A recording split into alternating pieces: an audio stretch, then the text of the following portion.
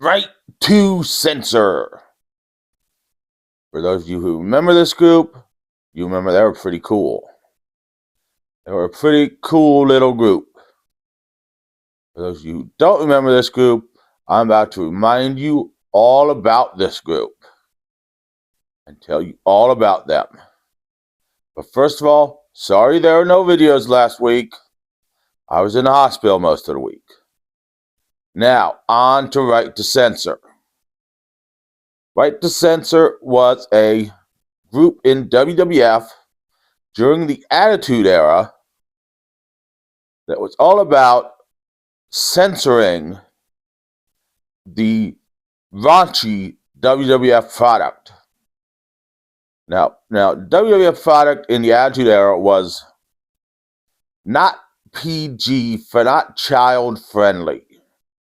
Now, children, of course, watched the WWF product, and they learned to give the middle finger. They learned to tell people to shut up.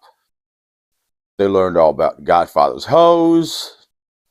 And they learned about the Big Valboski's Big Valboski. But they didn't learn anything educational. They were not learning their ABCs like they were watching Sesame Street. So WWE created this group that was a parody of the Parent Television Council, which was a group that was around in those days. That was around for a long time. Actually, up till a year or so ago, when they went bankrupt, because they tended to slander people and print lies about them and then get sued, because that's what Republicans do. And the Parent Television Council was a group that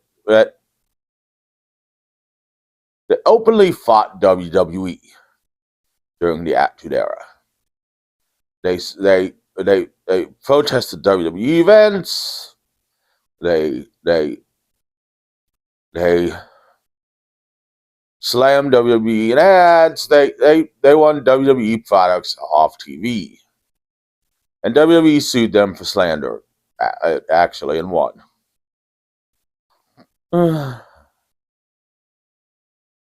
And so WWE created the group Right to Censor. It was started by Stevie Richards, who went by the name Steven Richards.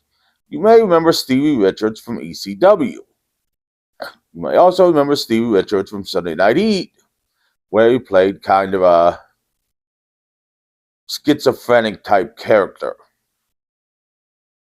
And schizophrenics are always fun until they stop hearing your voice and they start hearing the voice that tells them to kill you.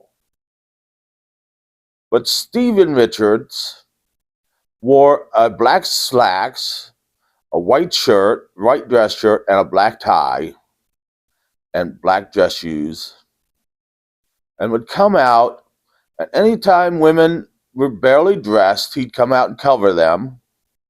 When matches got too hardcore, he'd come out and take weapons or tables, or needless to say, this didn't make him a fan. This didn't make him popular among the fans, who all wanted women to be undressed and weapons to be used on a regular basis, particularly on Steven Richards, who was now taking their weapons. I don't remember if he appeared in a lot of WWF games at the time, but he was quite unpopular with fans. Now, he was soon joined by Bull Buchanan, who no one remembers, though WWE was high on at one point,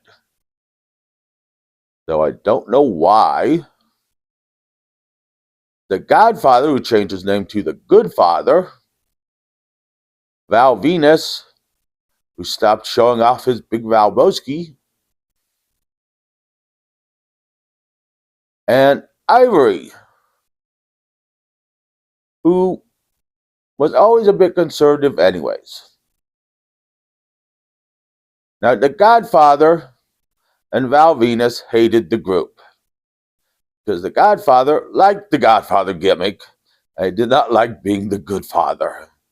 And Val Venus sweated a lot and he did not like wearing clothes during his matches. Which I guess the porn star character kind of fit the man then.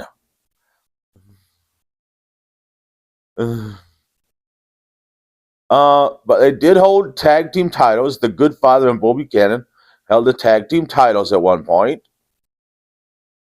They did force the Cat to join their ranks when Steven Richards defeated Jerry Lawler, the Cat's real-life boyfriend, and the Cat was released, and Jerry Lawler left with the Cat. Never seeing fruition of that storyline, which we never wanted to, because the cat was shrill and not very entertaining like an actual cat. She was shrill and defensive, but she was like an actual cat. You rubbed her belly and she bit you. She was an actual cat. And Jerry Lawler found this out the hard way when she divorced him 2 months later. When she left him 2 months later and took all his stuff, leaving him only the Batmobile to sleep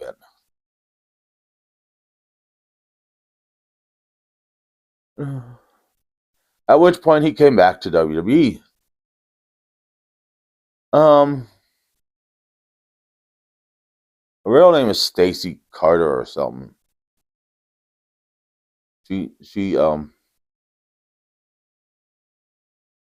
Yeah, Jerry Lawler should never hooked up with her. But anyways, and now Ivory held the women's championship for the longest championship of this group's reign, eventually losing it to China at WrestleMania 17. Now, WrestleMania 17, the Right to Censor lost all their matches. And the SmackDown afterwards, all the men of Right to Censor faced The Undertaker in a handicap match, and The Undertaker won.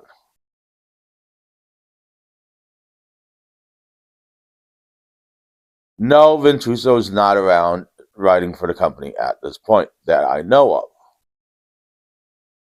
At which point, all the men of Right to Censor walked out. There was one last match with Steven Richards and Ivory versus somebody on another show later on, and then that was the end of Right to Censor. But they were an interesting group.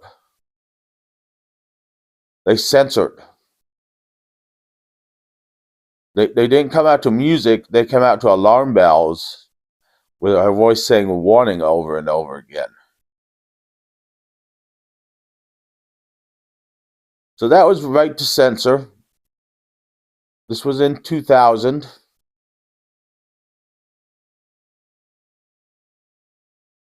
It was in late 2000, early 2001. And they didn't go bankrupt, unlike the television council. So join me later this week where we will do the movie that I was going to do this week, Shark-and-Saw Women's Prison Massacre. It is a Shark-and-Saw good time. And they talk at you in it. No one will get that reference.